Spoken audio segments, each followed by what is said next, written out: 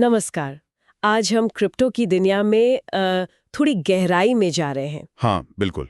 खासकर बिटकॉइन पर, जिसने हाल ही में मतलब $1,24,000 का एक चौंकाने वाला लेवल छुआ है। $1,24,000। हाँ, ये तो बड़ी खबर है। और साथ ही अमेरिकी सरकार के क्रिप्टो नीति से जुड़ी भी एक अहम खबर आई है। हाँ, उस पर भी बात करेंगे। हमारे पास कुछ दिलचस्प स्रोत हैं इन डेवलपमेंट्स पर, तो आज हम इन स्रोतों से समझेंगे कि इस उछाल के पीछे आखिर है क्या। और अमेरिकी नीति का मतलब क्या है? हाँ, तो चलिए शुरू करते हैं $1,24,000 से। ये बहुत बड़ा नंबर है। इस तेजी के पीछे क्या कारण दिख रहे हैं, क्या लगता है? हाँ, $1,24,000 वाकई में मतलब सबका ध्यान खींच रहा है। अगर हम स्रोतों को देखें तो मोटे तौर पे 3 मुख्य कारण सामने आ रहे हैं। 3 कारण, ठीक है। पहला और शायद सबसे अहम वो है संस्थागत निवेशकों की बढ़ती दिलचस्पी। लगातार पैसा आ रहा है। संस्थागत निवेशक मतलब बड़े फाइनेंशियल खिलाड़ी। हाँ, बिल्कुल। अब ये सिर्फ अर्ली अडॉप्टर्स नहीं है। अब बड़े पेंशन फंड्स, हेज फंड्स और जो पारंपरिक फाइनेंस कंपनियां हैं ना, वो भी बिटकॉइन में निवेश कर रही हैं। अच्छा। शायद वो जो हाल ही में ETF स्वीकृत हुए, उनसे भी रास्ता आसान हुआ है ना। हाँ, ये हो सकता है। लेकिन क्या ये पैसा पिछली बार की तेजी से अलग है? मतलब क्या ये लंबी अवधि के लिए है या बस माहौल देखकर आ रहा है? ये अच्छा सवाल है। स्रोत सीधे सीधे तो नहीं बताते, लेकिन जिस स्केल पर निवेश हो रहा है हाँ। और जिस तरह की संस्थाएं आ रही हैं, वो इशारा तो यही करता है कि बिटकॉइन को अब एक ज्यादा स्थायी एसेट क्लास की तरह देखा जा रहा है। सिर्फ सट्टेबाजी के लिए नहीं। हाँ, सिर्फ सट्टेबाजी नहीं। अच्छा, दूसरा बड़ा कारण है नियमों का साफ होना, रेगुलेटरी क्लैरिटी। हाँ, रेगुलेशंस वो हमेशा एक अनिश्चितता का कारण रहता है। बिल्कुल। तो जब नियम कायदे ज्यादा साफ होते हैं ना, तो बड़े निवेशक जो मतलब ज्यादा रिस्क नहीं लेना चाहते, वो ज्यादा सहज महसूस करते हैं। तो रेगुलेटरी डर कम हो रहा है।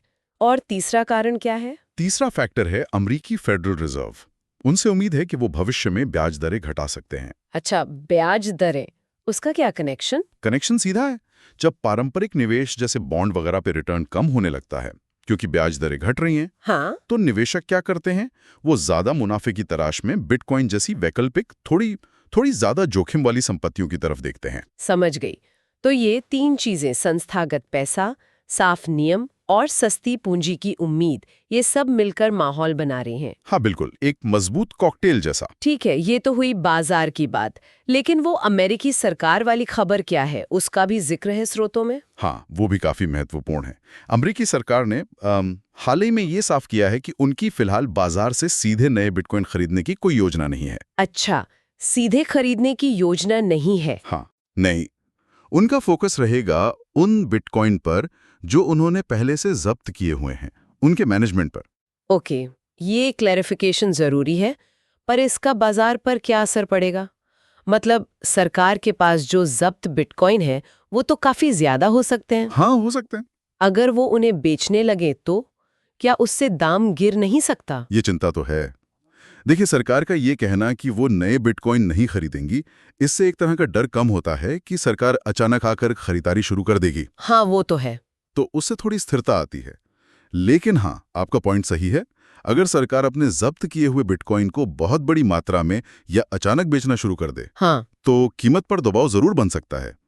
अब सब इस पर निर्भर करेगा कि वो उसे मैनेज कैसे करते हैं, धीरे धीरे बेचते हैं या एक साथ। स्रोत इस पर कुछ बताते हैं कि वो कैसे बेचेंगे? नहीं, स्रोत में इस पर ज्यादा डिटेल नहीं है, पर यह एक ऐसा फैक्टर है जिस पर बाजार की नजर बनी रहेगी, जाहिर है।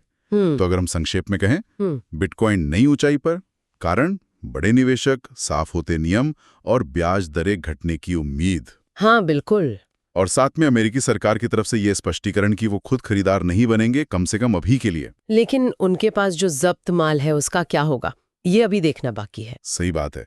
ये दिखाता है कि बिटकॉइन बाजार अब कितना मतलब मैच्योर हो गया है। सरकारी नीतियां, संस्थागत चालें, ये सब कितना मायने रखती हैं। तो इन सब बातों को देखते हुए एक सवाल जो स्रोत में भी उठाया गया है, क्या बिटकॉइन जल्द ही 150 तक जा सकता है? क्या लगता है? 150 देखिए, ये तो अब अटकलबाजी हो जाती है। हाँ, वो तो है। लेकिन ये सवाल हमें एक और सोचने वाली बात पर लाता है। हाँ। हमने जिन कारणों की बात की, संस्थागत निवेश, नियम, ब्याज दरें, ये सब तो जाने पहचाने फैक्टर्स हैं। हाँ, ये तो डिस्कस हो रहे हैं। पर असली सवाल शायद ये है कि इन स्पष्ट वजहों के अलावा वो कौन से छिपे हुए या नए ट्रेंड्स हो सकते हैं जो बिटकॉइन की अगली चाल तय करेंगे? छिपे हुए ट्रेंड्स जैसे मान लीजिए ब्लॉकचेन टेक्नोलॉजी में ही कोई बड़ा ब्रेक थ्रू आ जाए, या फिर दुनिया में कहीं कोई बड़ा जियोपॉलिटिकल तनाव बढ़ जाए, या फिर बिटकॉइन की जो एनर्जी खपत की चिंता है उसका कोई इनोवेटिव समाधान निकल आए। अच्छा, हाँ, ये बातें तो कीमत पर असर डाल सकती हैं। बिल्कुल, ये ऐसे फैक्टर्स हैं जिनका असर अप्रत्याशित हो सकता है और शायद हमारे मौजूदा स्रोतों के विश्लेषण से परे हों। इन पर आगे सोचना दिलचस्प होगा। सही कहा।